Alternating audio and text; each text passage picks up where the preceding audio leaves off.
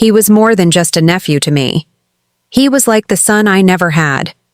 I had changed his diapers when his mother was overwhelmed, taught him how to ride a bike during those long summer visits, and sat up with him when he cried during thunderstorms.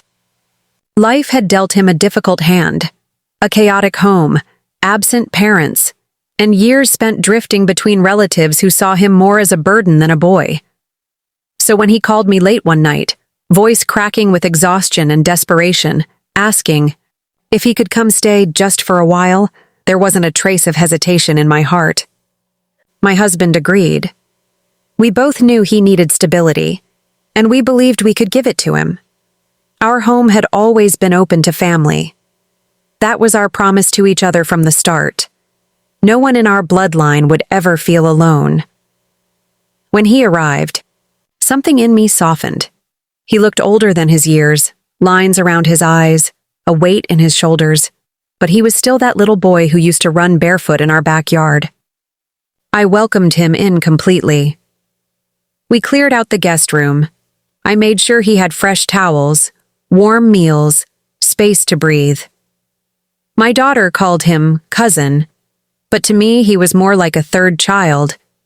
I included him in family outings, gave him a key to the house, even asked for his input during casual dinner table decisions.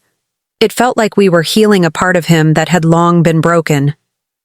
I defended him when my husband raised small concerns, like when money started disappearing from the counter, or when our daughter grew moodier and withdrawn.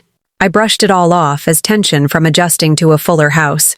I told myself that we were doing the right thing, and doing the right thing sometimes meant sacrificing comfort. But deep down, I started to feel uneasy. I found myself justifying too much, the odd hours he kept, the secrets whispered between him and my daughter, the way he avoided my eyes when I asked simple questions. Still, I believed in him. That was my flaw. I believed too hard, too fast. I mistook his silence for shame, his charm for change. I didn't see that what I offered as love, he received as leverage. He didn't just step into my house. He slipped into the spaces of trust that were supposed to be sacred. Slowly, quietly, he rewrote the dynamics between us all, playing on every emotional debt I felt toward him. I couldn't see it at the time, but he wasn't trying to rebuild his life. He was reshaping mine to fit his needs. And by the time I saw it, it was too late. My trust wasn't just broken, it had been used as a tool for destruction. It didn't happen all at once. There was no single argument, no shattering moment of truth that announced the beginning of the end. It was quieter than that, slow, creeping, like water seeping through a crack in the ceiling, so gradually you don't realize there's damage until the plaster starts to flake and fall. At first, it was little things I could brush off. My husband started taking longer to come home from work. My daughter, once chatty and bright-eyed, spent more time holed up in her room, headphones on, door closed. I told myself it was just a phase. Teenagers withdraw, spouses get tired, life gets heavy. But underneath those explanations was a tension I couldn't name. Meals became more silent. Once we used to laugh over dinner, fight for the last piece of garlic bread, talk about dreams and weekend plans. Now it was all muted. I noticed the way my daughter would glance quickly at my nephew when she spoke, like she was checking for permission. My husband avoided eye contact with him altogether. I tried to keep the rhythm of the house going, music in the mornings, family movies on Fridays, but it all felt forced, like I was dragging a dead weight behind every routine. The joy had thinned out, become something fragile and rare. The most unsettling part was how subtle the shift in power was. My nephew didn't raise his voice. He didn't argue. He didn't openly disrespect anyone. But slowly, his presence began to dominate the house. My daughter deferred to him. My husband seemed agitated whenever he was around. I caught whispers, strange glances, unfinished sentences. Something was off, but no one would say what. I was the only one trying to hold the pieces together, pretending we were still a family. I started to doubt my instincts. Maybe I was imagining things. Maybe the tension was just in my head. But then I began to notice the weight in the air when I walked into a room. Conversations stopped. My name was barely spoken. I felt like a guest in my own home. The place I had built with love and effort, the photos on the walls, the warm paint colors, the shelves of books we picked together, it all started to feel unfamiliar, cold. Even the little rituals disappeared. No more goodnight hugs. No more shared coffee in the morning. The living room sat unused, lights left off. The house became quiet, but not peaceful. It was the quiet of resentment, of secrets. Every attempt I made to restore normalcy only deepened the cracks. I bought takeout from everyone's favorite place. No one touched it.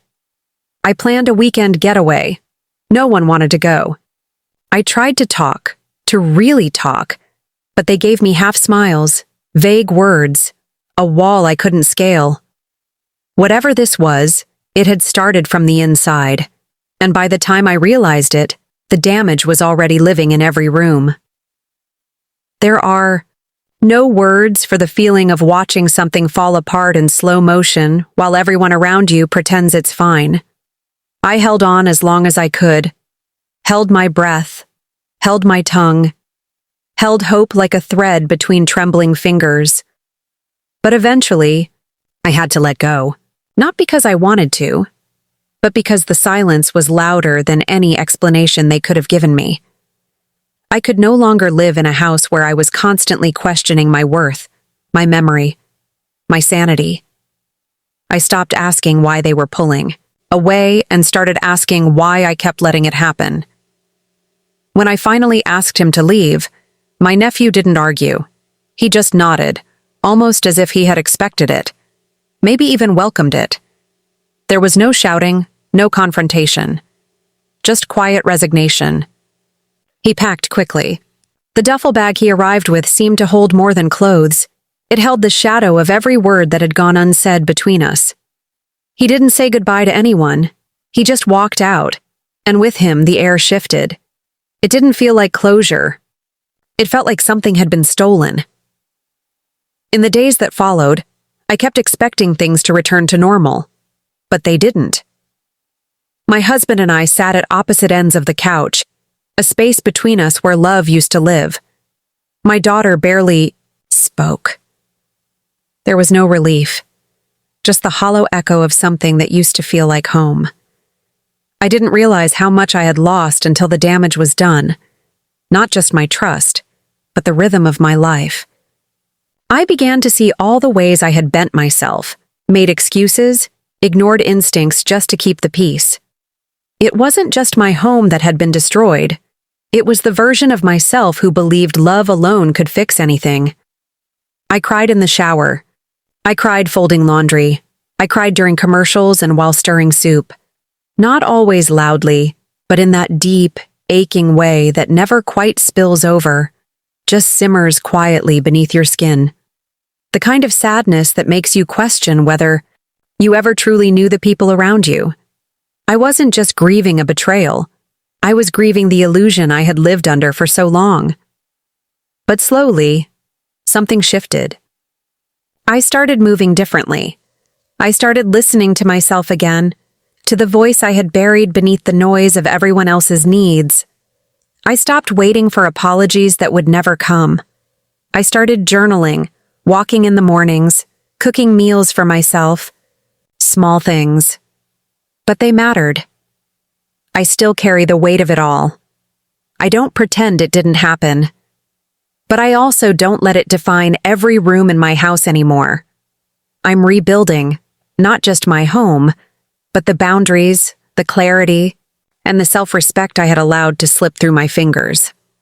The wreckage didn't break me. It exposed the parts I now know I need to protect, fiercely and without apology.